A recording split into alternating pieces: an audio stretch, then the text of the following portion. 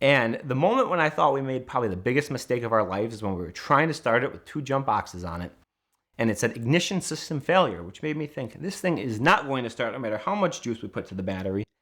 We probably just lost the ignition system.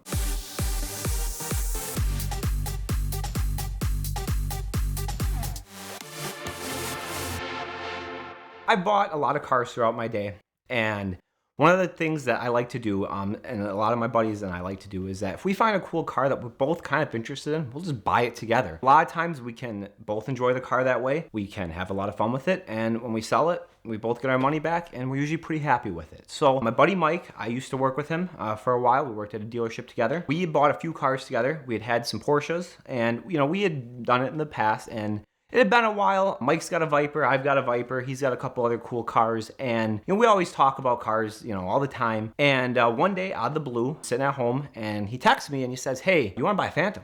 And I'm like, "Yeah, I like Rolls Royce Phantom. That'd be pretty cool. I've never had a Rolls Royce before."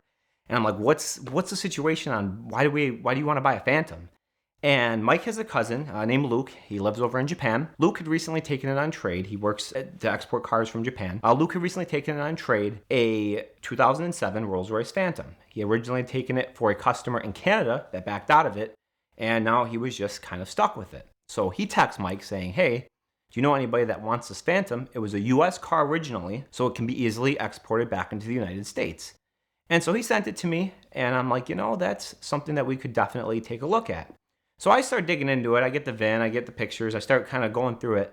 And I noticed that almost every single thing that I look up says Phantom EWB. I run the VIN, shows an extended wheelbase. And I call Mike and I'm like, did he say this was an extended wheelbase? Like, everything I'm reading says this is an extended wheelbase car. It looks like an extended wheelbase car. And somehow the dealership that Luke bought it from didn't know it was an extended wheelbase. So Luke got to pay non-extended wheelbase money for the car, and we were going to pay non-extended wheelbase money for the car. And that right there piqued my interest, because even though it's sight unseen, and it's kind of an insane car to buy sight unseen given the known, not great reliability of British cars, and being that this one is hand-built, 19 years old, but we figured, for the right price, we can make this work, and we decided we were going to pull the trigger on it. Now, the reason that we were especially interested because of it being an extended wheelbase is that, from our understanding, from our market research, EWBs bring about 20 to 30% more over a standard wheelbase car. Additionally, there's not solid numbers from Rolls Royce. They made about 10,700 Phantoms of that generation from 2003 to 2017. Only 20% or so were extended wheelbase. When we initially did our market research on it, we pulled about 33 or 34 public auction sales,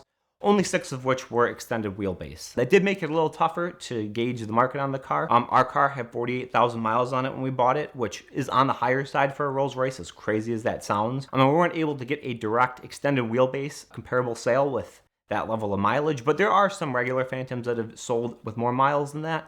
And given what those sold for, we felt that being an extended wheelbase, it was a really good deal. It was almost like we were buying a car with that many miles that didn't have the extra 10 inches of legroom. So we were very happy to be able to get that and kind of get that 20-30% right when we bought it.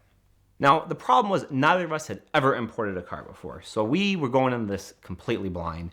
And we definitely made a few rookie mistakes along the way. The first being, we thought that the car was going to arrive a lot sooner than it did. We bought it December 1st, so it was right before Christmas, and the shipping companies apparently don't like to work that much around Christmas because it was a solid month before it even got dropped off at the port to get in line to come over to the United States. But after we got that straightened out, we got it delivered to the port of Jacksonville, Florida, and we assumed that 10 days would be plenty of time for the car to clear, get through customs, get all the paperwork filled out.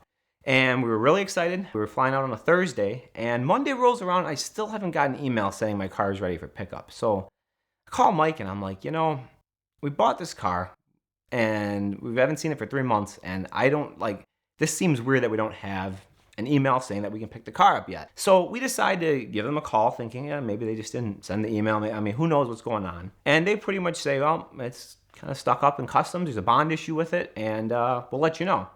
I tried super hard to get any information on how long is this supposed to take because, it's already been 3 months.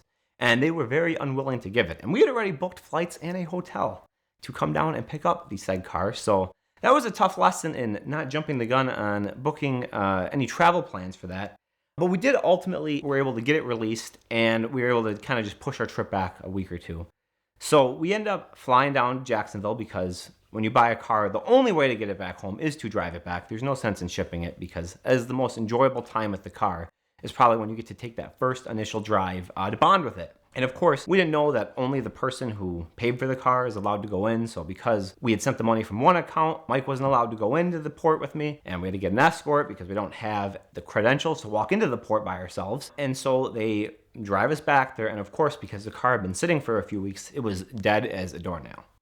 Now, the problem with Rolls Royce specifically, there's 2 batteries, there's not just one, because it's a massive car with a ton of electronics, and the car did not want to start. We had 2 jump boxes on it for quite a while, and the moment when I thought we made probably the biggest mistake of our lives is when we were trying to start it with 2 jump boxes on it, and it said ignition system failure, which made me think this thing is not going to start no matter how much juice we put to the battery.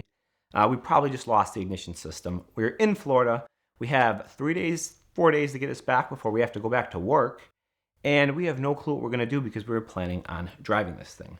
Now, thankfully, I think the car was just so dead that it just couldn't physically start, and it was thinking there was an ignition system because of that. But we did get it to run kind of roughly, and we were able to limp it out of the port and leave it running for a while, and it seemed to straighten a lot of stuff out. Now, as you would expect with buying a 19-year-old British hand-built car from across the sea, it has some problems. Now, thankfully, there's nothing that is going to prevent us from hopefully driving this back home from Wisconsin. We've made it from Jacksonville to Atlanta so far.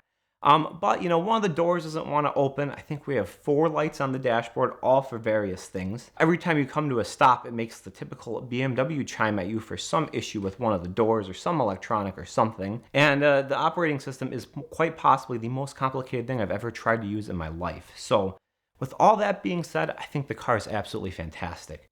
I have never experienced a car that is as quiet, that you can't tell it's running, and that just goes down the road like a stick of butter on a hot pan. It is truly unbelievable how well the car rides, and all things considered, drivability is completely fine on the car. I thought that we were going to have some issue that was going to prevent us from getting out of the port, especially the first day. So to see just a couple warning lights and a couple doors that don't want to open, I think that's perfectly acceptable, and we're going to see how well a Rolls Royce Phantom makes it back to Wisconsin, and hopefully I don't have to put it on a tow truck. This month of VINwiki content is brought to you by Bridgestone, and the most exciting tire from Bridgestone right now is the brand new RE71RZ. That's their extreme max performance summer tire that is championing pole position. It's built for the grassroots motorsports crowd and offers much better on-track wear patterns than we saw out of the amazing RE71RS that it is now replacing. It uses Bridgestone's enlightened technology to deliver long-lasting performance and much more responsive control.